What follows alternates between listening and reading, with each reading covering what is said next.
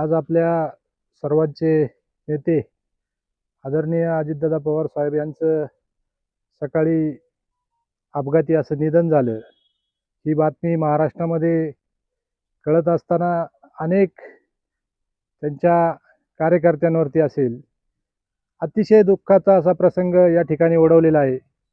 दादांनी महाराष्ट्रामध्ये मी तर म्हणतो असा नेता पुन्हा होणे नाही.